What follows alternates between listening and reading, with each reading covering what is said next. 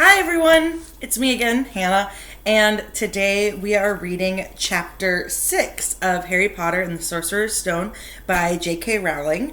And yesterday we read chapter 5 where Harry went to Diagon Alley with Hagrid to get all of his school supplies, including his robes, his books, his wand. That's my favorite part of the whole book, is him at Ollivander's. I love that scene so much.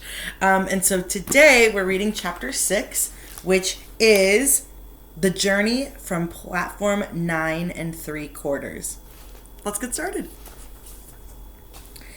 Harry's last month with the Dursleys wasn't fun.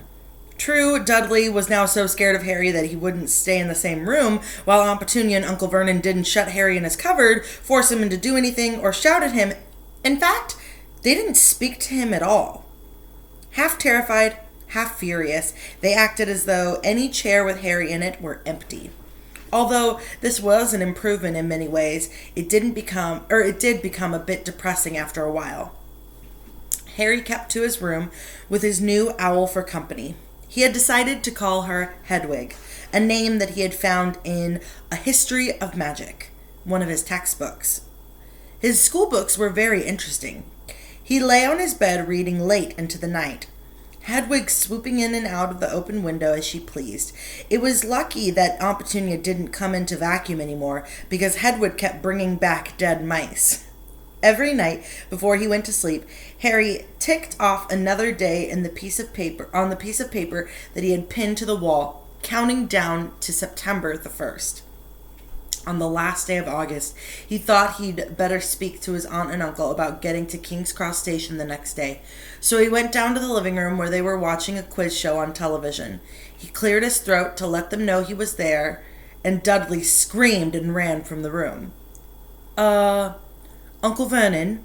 Uncle Vernon grunted to show that he was listening. I need to be at King's Cross Station tomorrow to go to Hogwarts. Uncle Vernon grunted again. Would it be all right if you gave me a lift? Grunt. Harry supposed that meant yes. Thank you.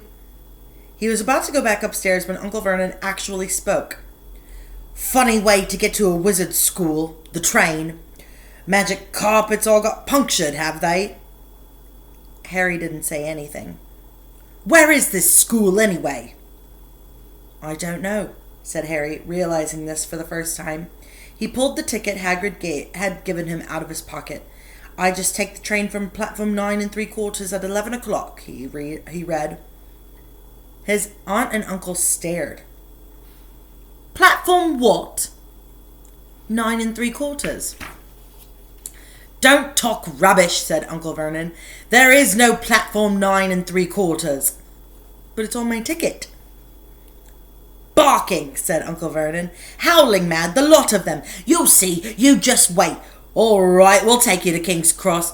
We're going up to London tomorrow anyway, or I wouldn't bother. Why are you going up to London? Harry asked, trying to keep things friendly.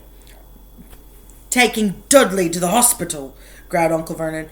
Got to have that ruddy tail removed before he goes to Smeltings. Harry woke at 5 o'clock the next morning and was too excited and nervous to go back to sleep.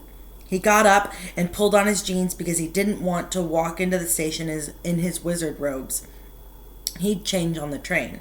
He checked his Hogwarts list yet again to make sure he had everything he needed, saw that Hedwig was shut safely in her cage, and then paced the room, waiting for the Dursleys to get up. 2 hours later, Harry's huge, heavy trunk had been loaded into the Dursleys' car. Aunt Petunia had talked to Dudley into sitting next to Harry, and they'd set off. They reached King's Cross at 10:30. Uncle Vernon dumped Harry's trunk onto a cart and wheeled it into the station for him. Harry thought this was strangely kind until Uncle Vernon stopped dead, facing the platforms with a nasty grin on his face. Well, there you are, boy. Platform 9, platform 10. Your platform should be somewhere in the middle, but they don't seem to have built it yet now, have they? He was right, of course. There was a big plastic number 9 over one platform and a big plastic number 10 over another one next to it, and in the middle, nothing at all. Have a good term, said Uncle Vernon with an even nastier smile. He left without another word. Harry turned and saw the Dursleys drive away. All three of them were laughing. Harry's mouth went rather dry. What on earth was he going to do? He was starting to attract a lot of funny looks because of Hedwig. He'd have to ask someone. He stopped a passing guard, but didn't dare mention 9 3/4. The guard had never heard of Hogwarts, and when Harry couldn't even tell him what part of the country it was in, he started to get annoyed, as though Harry was being stupid on purpose. Getting desperate, Harry asked for the train that left at 11 o'clock, but the guard said that there wasn't one. In the end, the guard strode away, muttering about time wasters. Harry was now trying hard not to panic. According to the large clock over the arrivals board, he had 10 minutes left to get onto the train to Hogwarts, and he had no idea how to do it. He was stranded in the middle of a station with a trunk he could hardly lift, a pocket full of wizard money, and a large owl. Hagrid must have forgotten to tell him something you had to do, like tapping on a third brick to get on the left to get to Diagon Alley. He wondered if he should get out his wand and start tapping the ticket inspector stand between platforms 9 and 10. At that moment, a group of people passed just behind him, and he caught a few words of what they were saying. "Packed with muggles, of course!" Harry swung around. The speaker was a plump woman who was talking to 4 boys, all with flaming red hair. Each of them was pushing a trunk just like Harry's in front of him, and they had an owl. Heart hammering, Harry pushed his cart after them. They stopped, and so did he, just near enough to hear what they were saying. "Now, what's the platform number?" said the boy's mother. 9 3/4. "Oh, 9 3/4, piped a small girl, also red-headed, who was holding her hand. "Mom, can't I go?" "You're not old enough, Ginny. Now be quiet." "All right, Percy, you go first." What looked like the oldest boy marched towards platforms 9 and 10. Harry watched, careful not to blink in case he missed it. But just as the boy reached the dividing barrier between the 2 platforms, a large crowd of tourists came swarming in front of him, and by the time the last backpack had cleared away, the boy had vanished. "Fred, you next," the plump woman said. "I'm not Fred, I'm George," said the boy. "Honestly, woman, you call yourself our mother. Can't you tell I'm George?" "Oh, sorry, George, dear." "Only joking. I am Fred," said the boy, and off he went. His twin called after him to hurry up, and he must have done so because a second later he had gone as well. But how did he do it? Now the third brother was walking briskly towards the barrier, and he was almost there. Then, quite suddenly, he wasn't anywhere. There was nothing else to it. "Excuse me," Harry said to the plump woman. "Hello, dear. First time in Hogwarts? Ron's new, too." She pointed at the last and youngest of her sons. He was tall, thin, and gangling, with freckles, big hands and feet, and a long nose. "Yes," said Harry. The thing is, I don't know how to get onto the platform," she said kindly, and Harry nodded. "Not to worry," she said. "All you have to do is walk straight at the barrier between platforms 9 and 10, and don't stop, and don't be scared, or you'll crash right into it. That's very important. Best to do it at a bit of a run if you're nervous. Go on, go now before Ron." Okay," said Harry. He pushed his trolley around and stared at the barrier. It looked very solid.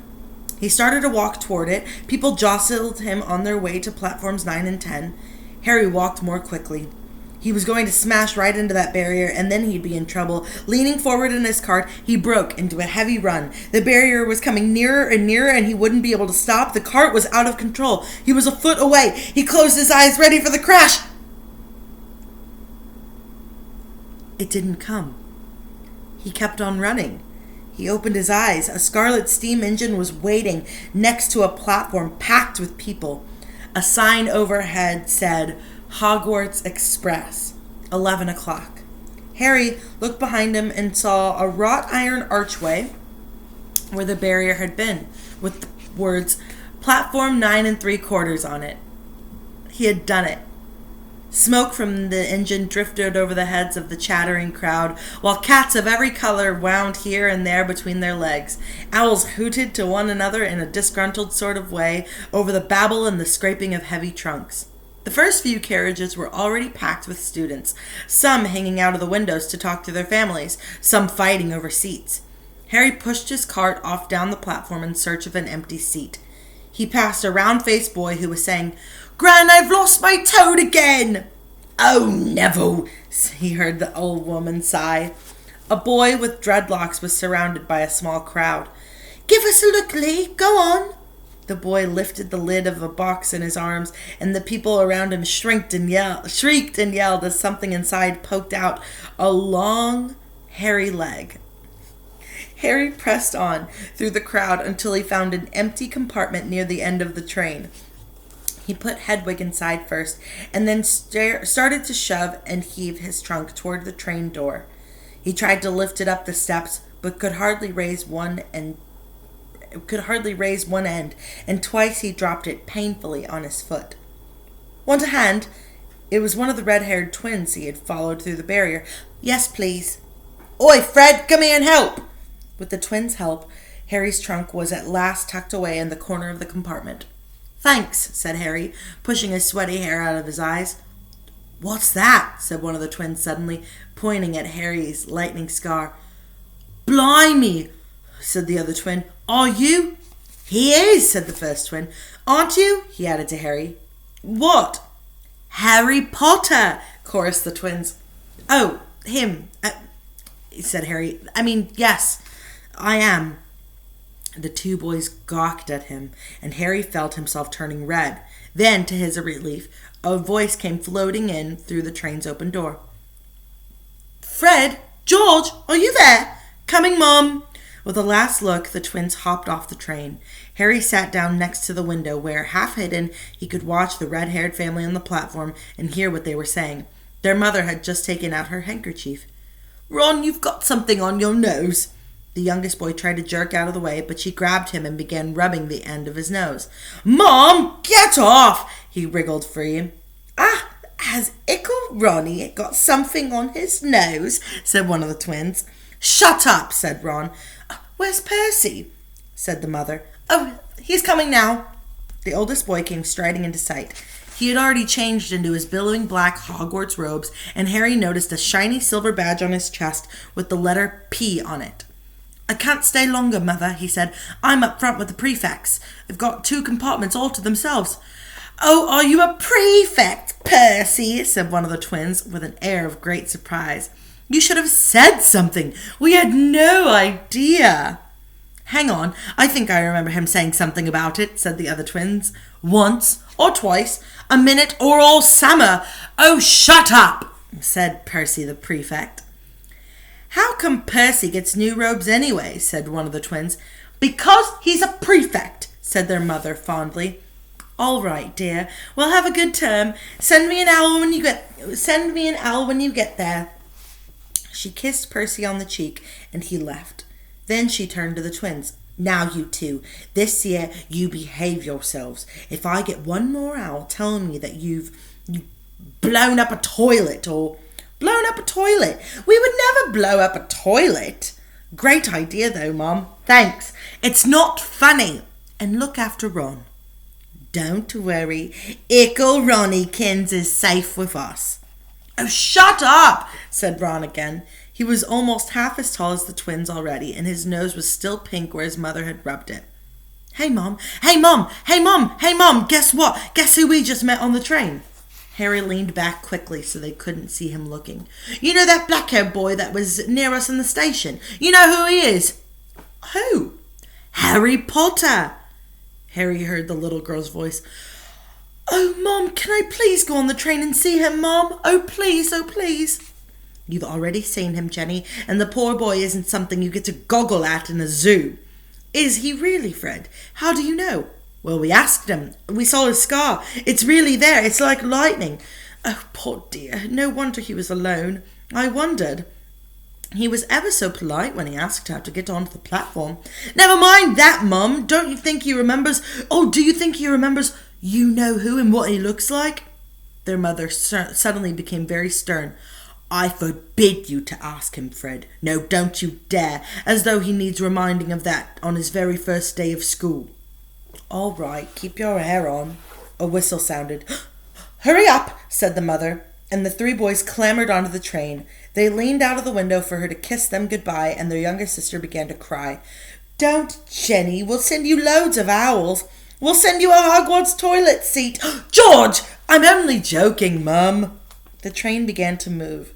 Harry saw the boy's mother waving and their sister half laughing, half crying, running to keep up with the train until it gathered too much speed, and then she fell back and waved.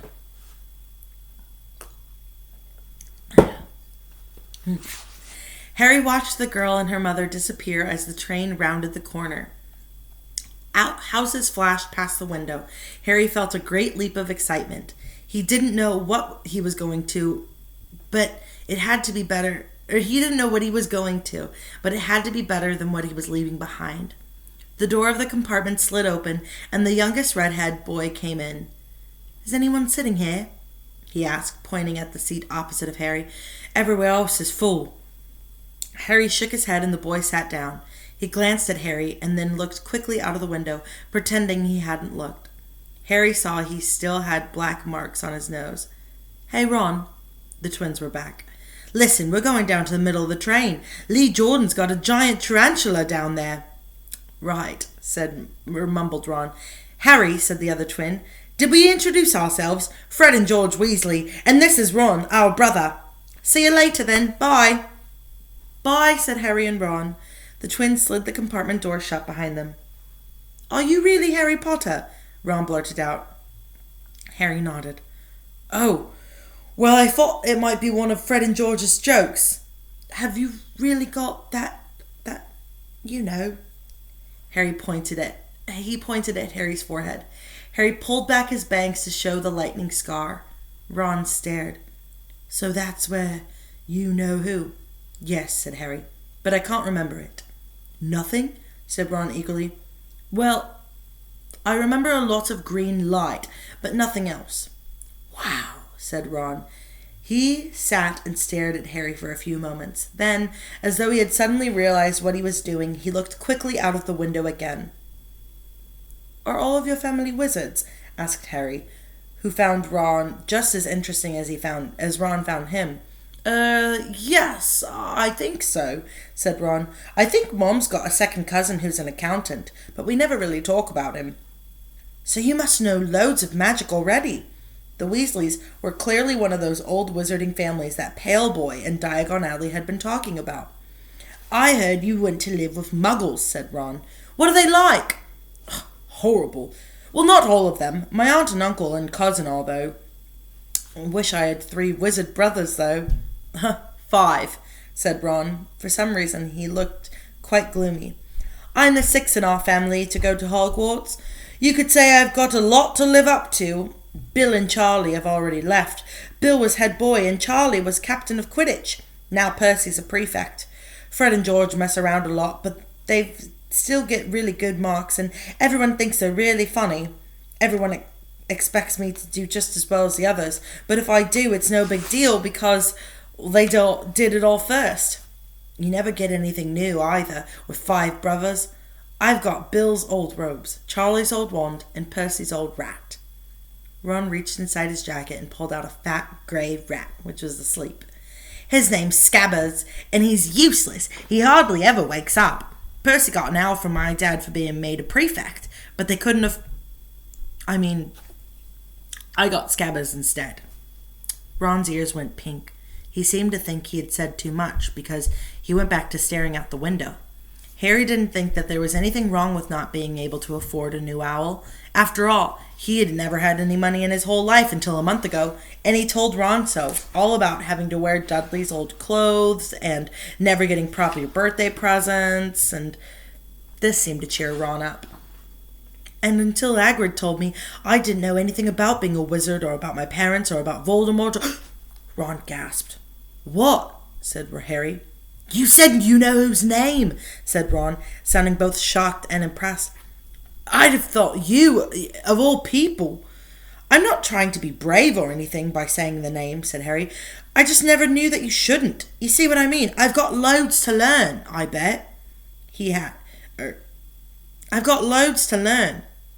I bet, he added, voicing for the first time something that he had been worrying about a lot lately.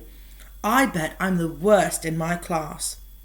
You won't be. There's loads of people who come from Muggle families and they learn quick enough.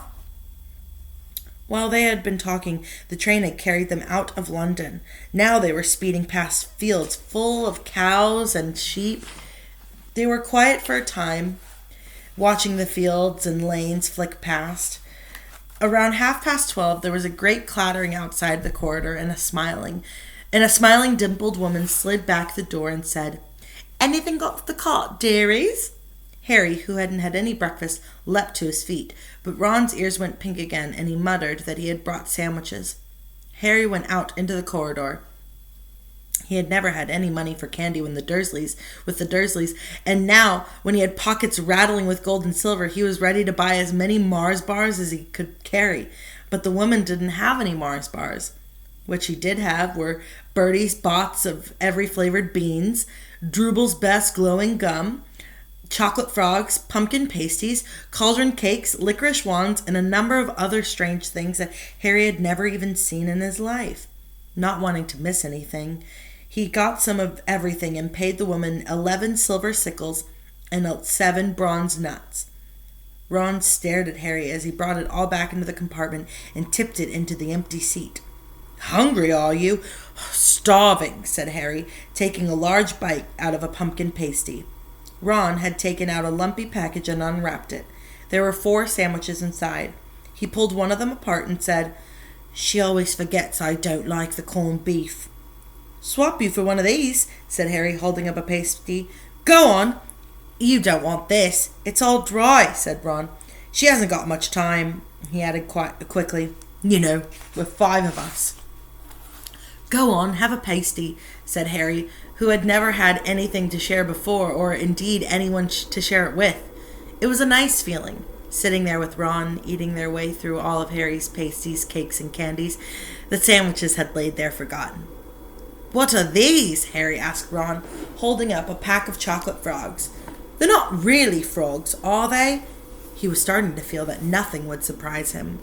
"No," said Ron, "but see what the card is. I'm missing Agrippa." "What?"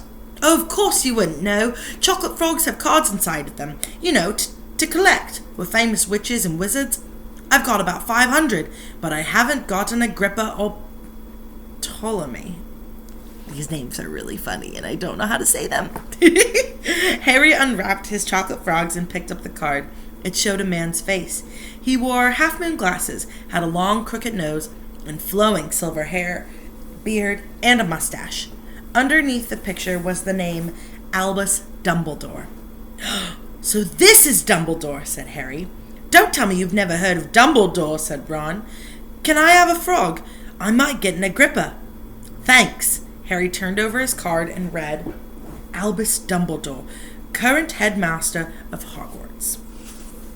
Considered by many the greatest wizard of modern times, Dumbledore is particularly famous for his defeat of the dark wizard Grindelwald in 1945, for the discovery of the 12 uses of dragon's blood, and his work on alchemy with his partner Nicholas Flamel.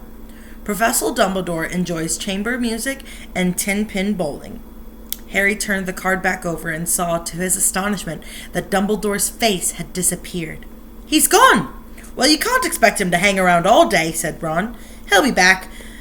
"No, I've got a Morgana again, and I've got about 6 of her." "Do you want it? You can start collecting yourself."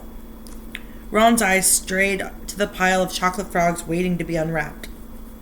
"Help yourself," said Harry. "But in, the Muggle world, people just stay put in photos." "Do they? What, they don't move at all?" Ron sounded amazed.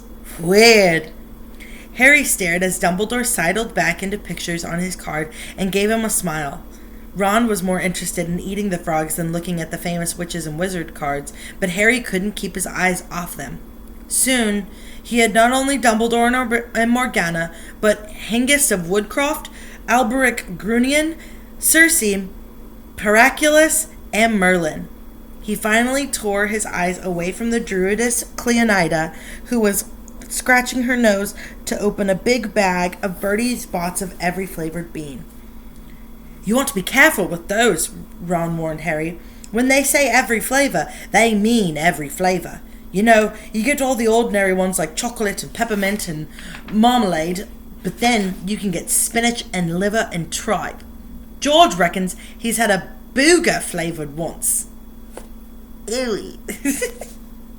Ron picked up a green bean, looked at it carefully, and bicked into the corner. "Blah! See? Sprouts." They had a good time eating the ever-flavored beans. Harry got toast, coconut, baked bean, strawberry, curry, grass, coffee, sardine, and he was even brave enough to nibble on the end of a funny gray one that Ron wouldn't touch, which only turned out to be pepper. The countryside was now flying past the window.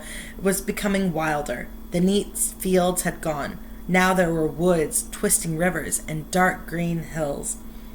There was a knock on the door of their compartment, and the round-faced boy Harry had passed on the platform 9 3/4 came in. He looked tearful. "Sorry," he said, "but have you seen a toad at all?" When they shook their heads, he wailed, "Oh, I've lost him! He keeps getting away from me!" "He'll turn up," said Harry. "Yes," said the boy miserably. "Well, if you see him..." He left. "I don't know why he's so bothered," said Ron. "If I'd brought a toad, I'd lose it as quickly as I could.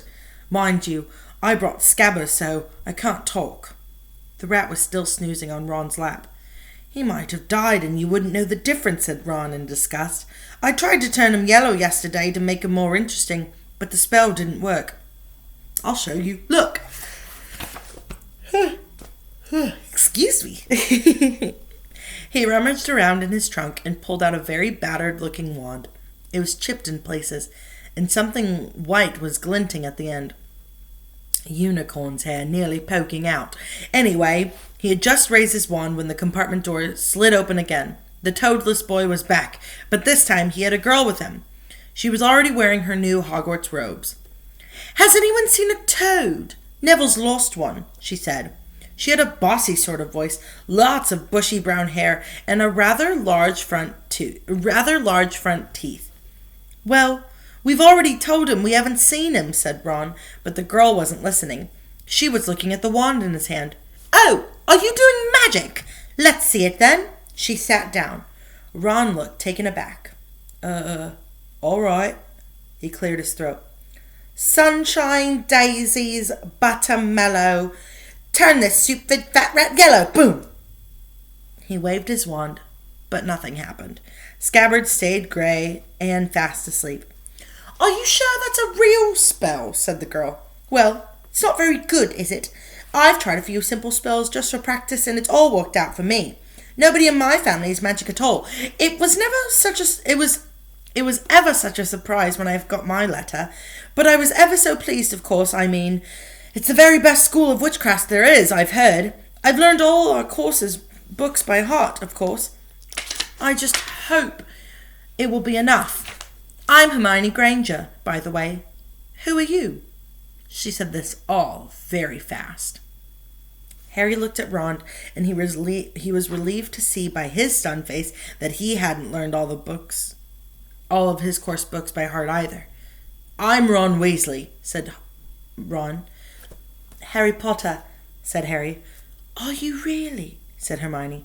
"I know all about you, of course. I've got a few extra books for background reading, and you're in modern magical history, and the rise and fall of dark arts, and the great wizarding events of the 20th century." "Am I?" said Harry, feeling dazed. "Goodness, didn't you know? I'd have found out everything if I could, if it was about me," said Hermione. "Do either of you know what house you'll be in? I've been asking around, and I'm hoping I'm in Gryffindor. It sounds best by far. I hear Dumbledore himself was in it, but I suppose Ravenclaw wouldn't be too bad. Anyway, we better go look for Neville's toad. You two had better change, you know. I expect we'll be arriving soon." And she left, taking the toadless boy with her. Whatever house I'm in, I hope she's not in it, said Ron. He threw his wand back into his trunk. Stupid spell. George gave it to me. I bet he knew that it was a dud. What house are your brothers in? Asked Harry. Gryffindor, said Ron. Gloom seemed to be settling in on him again. Mom and Dad were in it too. I don't know what they'll say if I'm not. I don't suppose Ravenclaw would be too bad, but imagine if they put me in Slytherin. Yeah, that's the house full. I mean, you know who was in. Yeah, said Ron. He flopped back into his seat, looking depressed.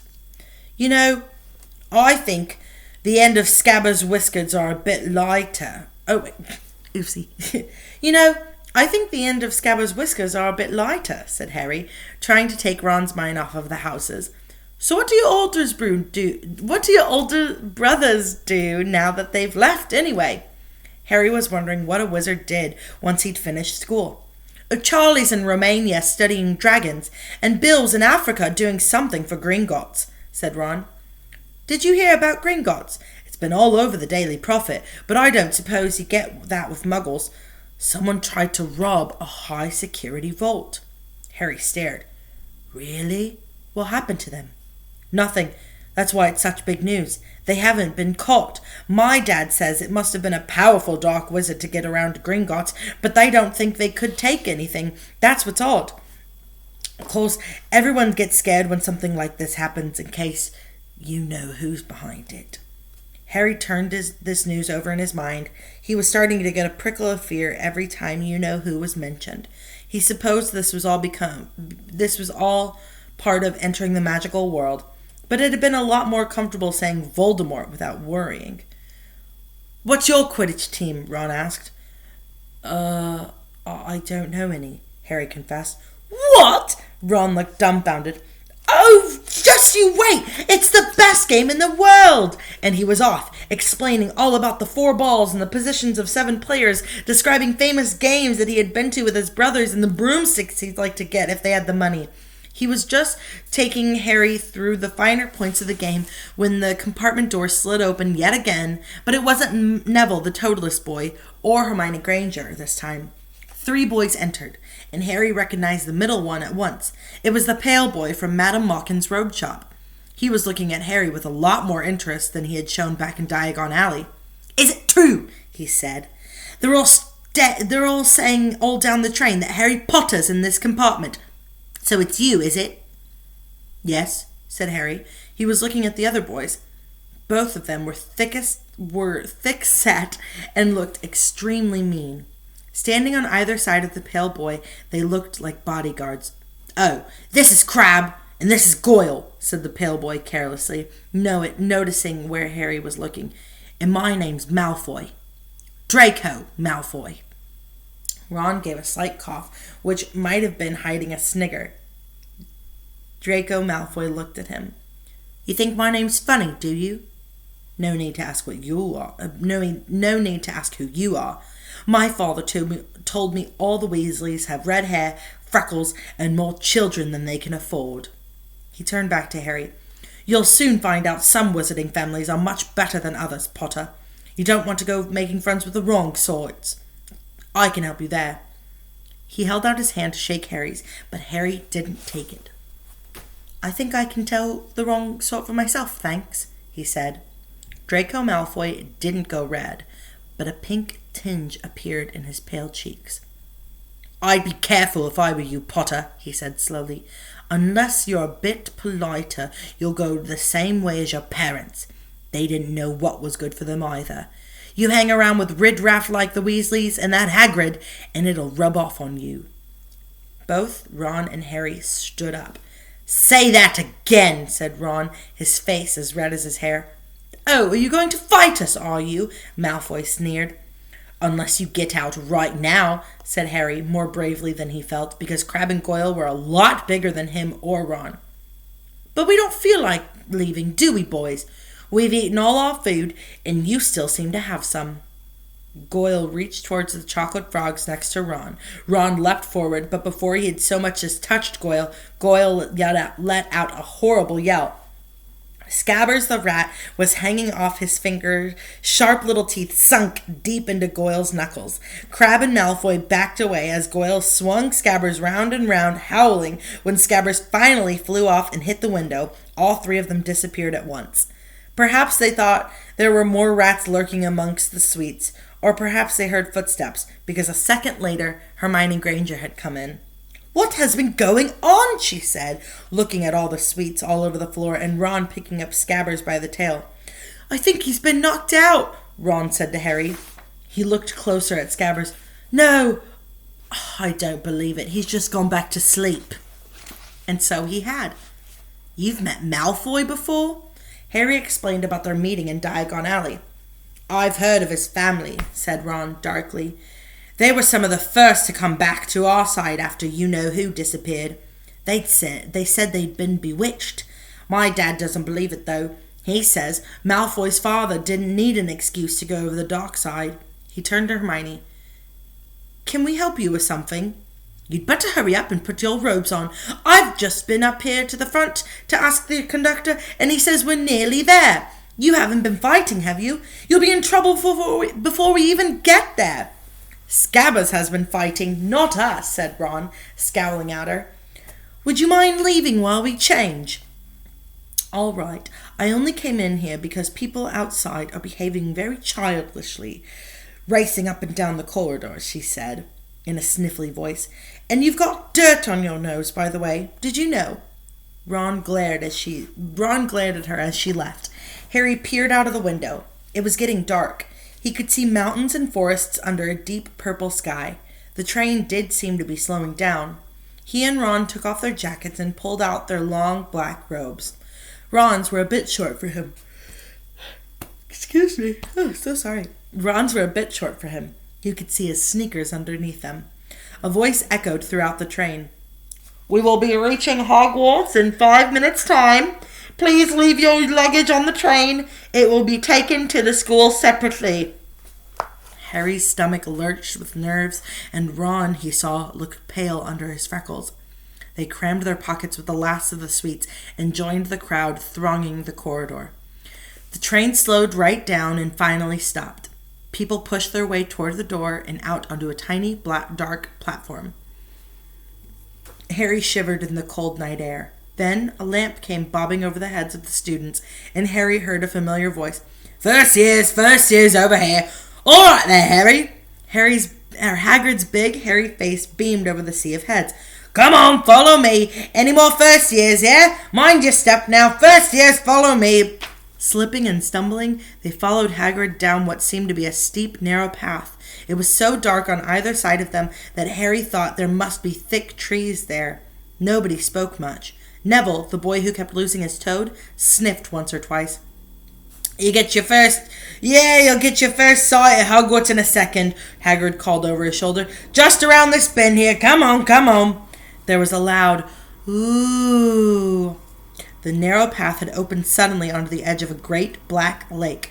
Perched atop a high mountain on the other side, its windows sparkling in the starry sky, was a vast castle with many turrets and towers. "No more than 4 to a boat," Hagrid called, pointing to a fleet of little boats sitting in the water by the shore. Harry and Ron were followed in their boat by Neville and Hermione.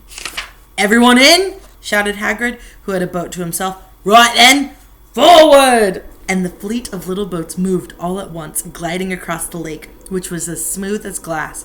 Everyone was silent, staring up at the great castle overhead. It towered over them as they sailed nearer and nearer to the cliff on which it stood. "Heads down!" yelled Hagrid. As the first boats reached the cliff, they all bent their heads, and their little boats carried them through a curtain of ivy that hid a wide opening in the cliff face. They were carried along a dark tunnel, which seemed to be taking them right underneath the castle until they reached a kind of underground harbor, where they clambered out onto the rocks and pebbles.